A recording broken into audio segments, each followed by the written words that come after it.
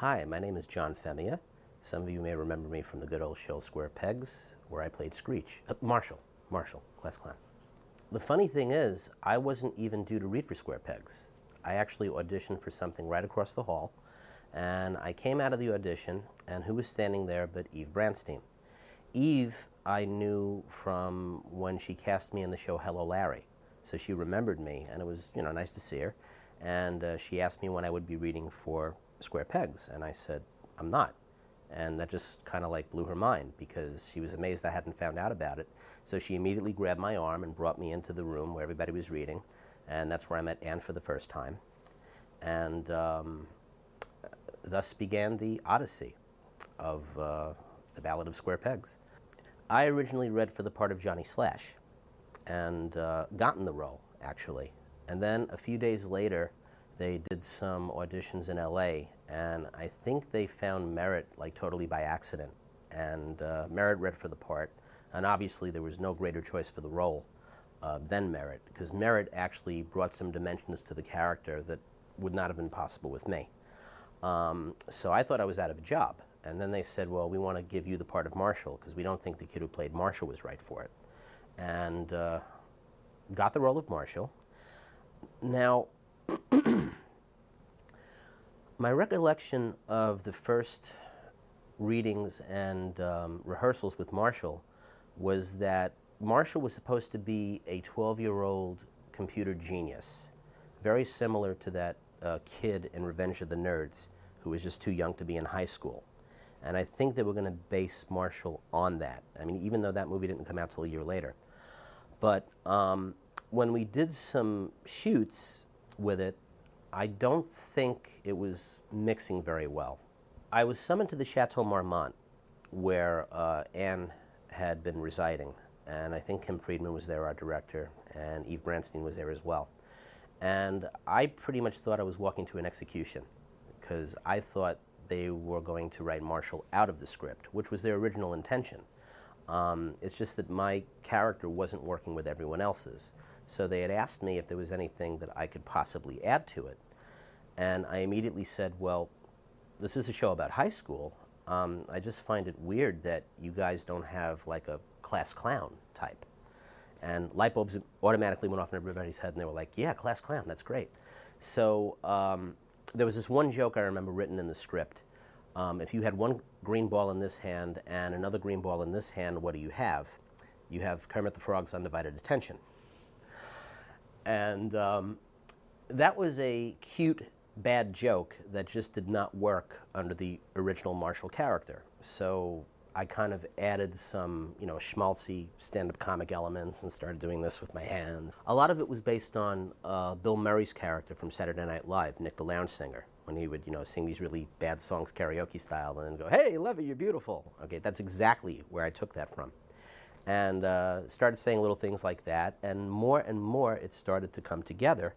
So when we did the pilot episode, Marshall was the perfect accompaniment for Johnny's neuroses, because Marshall was just into his own little world of shtick and bad jokes and fake vomit, and Johnny was, into his Walkman and the whole new wave scene and a totally different head. So together it worked out pretty well. Cafeteria line, well, I mean, come on, Rosanna, without saying. And, putting on a Rosanna wig and tight skirt on your 16th birthday is not something that I recommend for anybody, watching this at home. Don't try it at home. At first, I don't think I identified with the character at all. And then when we changed into Class Clown, then yeah, there were many elements that I took from my life that was able to make Marshall, fairly real in his nerdiness. But, yeah, I was able to identify with the character because, well, first of all, this was the second time in my life that I was taken away from my home environment, because I was always a New Yorker and still am to this day. And this was the second time I was brought away from my environment into a completely different environment where I had no friends, really no one I could relate to. And the second time around, it wasn't as hard as the first. But I found that there really wasn't anybody that I could really be friends with, because there was really nothing I had in common with anyone. And I couldn't really be friends with the girls because, you know, I wasn't into the Cat soundtrack.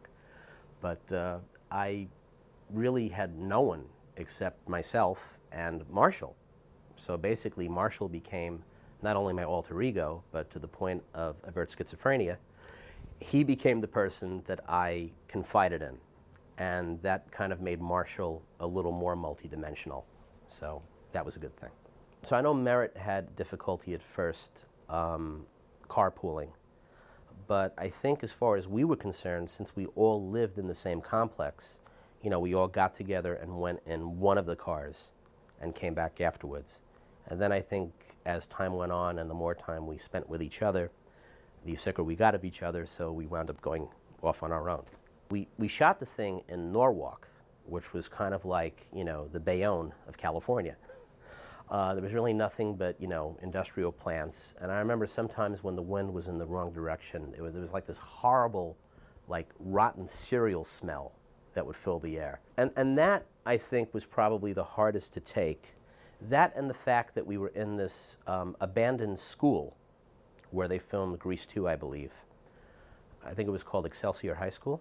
You know, the inside of it was kind of like, you know, Dodge City, because it was like completely abandoned and there's nothing but really shrapnel and old school desks and stuff like that.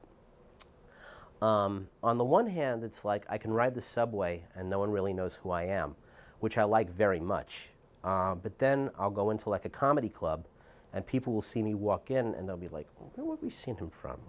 Oh yeah, Screech. Yeah, no, not Screech. But in fact, like Leonard Nimoy, I'm pushing a book around. It's called I Am Not Screech. It's in paperback, coming out soon. One of the major ways that being on Square Pegs has benefited me, you know, not just doing the stand-up comedy thing, although I was lucky enough to produce a couple of shows for the New York Underground Comedy Festival and got to be friends with some good comics as a result and had some great experiences. But a couple of years ago, I did this off-Broadway play at the Manhattan Theater Source here in the city. And the people who had heard about the play, who flocked to it because I was the lead, were all Square Pegs fans.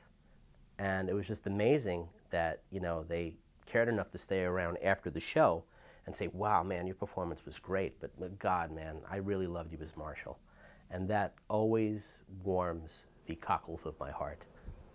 One thing I have to say about Sarah is that I really admire how far she's come in the business. And also, she's worked hard for every little bit of it. I mean, she was working off-Broadway from as far back as when she was, you know, a little kid. And I had actually known her before Square Pegs because she and I went to professional children's school. And at that time, she was working very hard doing theater and off-Broadway and singing her heart out. So it's just really nice to know that all her hard work has finally paid off. And she's now the phenomenon that she is. What you doing now? Does anybody know? One of my regrets about not going another season was that we didn't really have the time to, you know, bond together in the way that we should have.